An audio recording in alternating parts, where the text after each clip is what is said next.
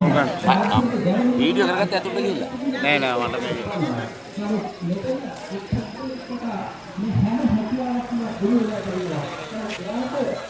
සහයෝගය සඳහා ඉන්න පිරිස ඔවුන්ගේ එක් අංශවල දක්ෂතා කියන එක තමයි ගුරුතුමා.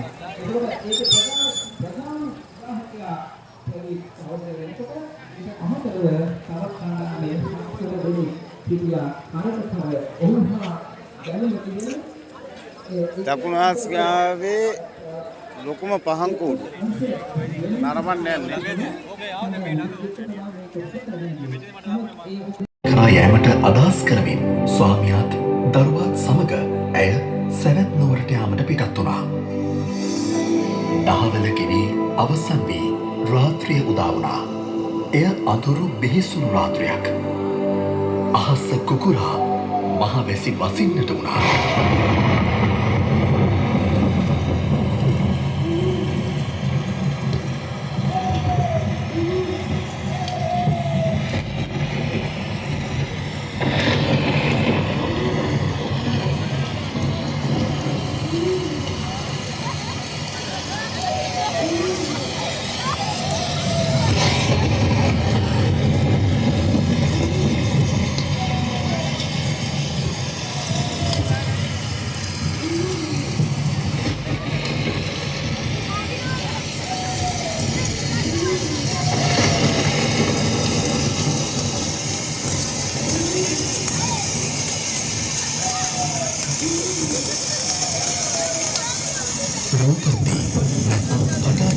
ප්‍රසූත වේදනාවෙන් සිටින විට ස්වාමියා ඇයට ආහාරයක් ගැනීම සඳහා වේදනු රැගෙන ඒමට මහා වනයට ඇතුළු වුණා.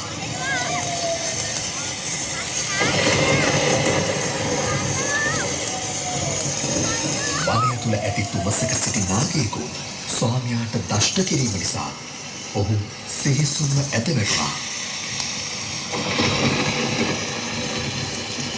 අනෝරා වැස්සෙහිම දෙවන දරුවා බිහි කළ පටාචාරාව පසුවදා උදැසන ඇගේ ප්‍රාණය වැනි මියගිය ස්වාමියාගේ දේහය දැක හඬා වැටෙන්නට පටන් ගත්තා. සිදුවී ඇති දේ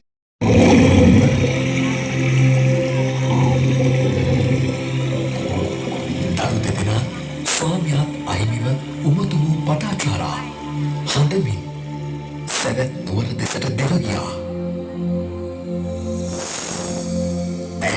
නුවර වැසියන්ගෙන් මව්පියන් ගැන විමසද්දී පෙර දින රාත්‍රියේ මහා වර්ෂාවත් සමග ඇති වූ අකුරු නිසා ගසක් කඩා වැටි තම මව්පියනුත් සොයුරාත් මියගිය බව කියා සිටියා. ඒ අසල ජින්වෙන් දැවෙන දරු සෑයක ඔවුන්ගේ සිරුරු දැවෙමින් තිබුණා.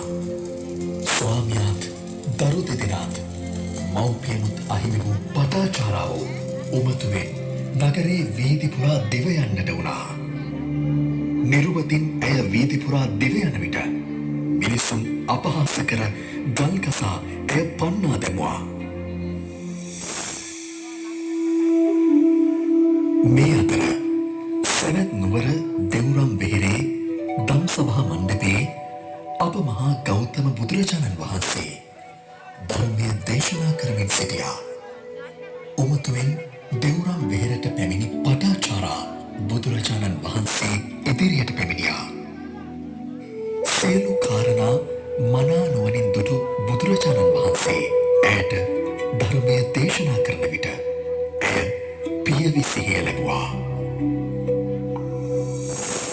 ජීවිතයේ ඇති යථා ස්වභාවයත් අනියත බවත් ධර්මය තුළින්ම වටහාගත් පටාචාරාව ගෞතම බුදුසසුනේ පැවිදි බව ලබා උතුම් අරිහත් ඵලය සාක්ෂාත් කරගත්තා. එමෙන්ම ගෞතම බුදුසසුනේ විනයධර භික්ෂුණීන් වහන්සේලා අතර අගතනතුරු ලබන්නත් පටාචාරා රහත් මෙහෙණින් වහන්සේ භාග්‍යවන්ත වුණා.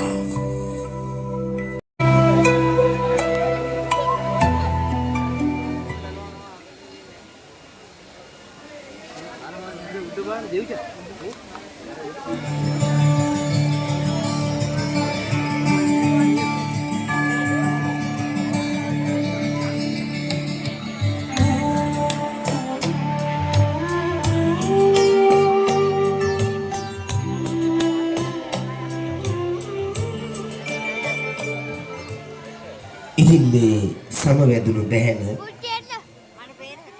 මදකට බිඳකට මා ඒ දැහැන කඩා බිඳ දමනවා. හේතුව අතිවිශාල පිරිසක් මග දෙපස රැඳී සිටින නිසා මේ ස්ථානයේ කරා පැමිණෙන්න ඒ වගේම ඉල්ලීමක් කරනවා. පසුපස සිටින මේ කුටියෙන් බැහැරට පිටවන්නන් කාරුණිකව ඉල්ලා සිටින්නේ විදුලි ආධාර මුදලක් ලබා දෙන්න කියලා. ඔබට පුළුවනි ශක්තියක් ධෛර්යයක් වන්නට මේසා විශාල වියදමක් දැරූ මේ කූඩු රාජ්‍යය වෙනුවෙන් 2027 වසරේ එනම් මේ ලබන වසරේ වෙසක් පුන් පොහෝ දින සූදානමින් සිටිනවා අපි ඔබ වෙනුවෙන් මෙවන්ම වූ මීටත් වඩා අනර්ග කූඩුවක් නිර්මාණය කරන්නට. ඉතින් පැමිණි ඔබ සාවධානව නරඹන්න. ඒ වගේම පිටව යන ඔබ යම්කිසි මුදල් ආධාරයක් ලබා දෙන්න.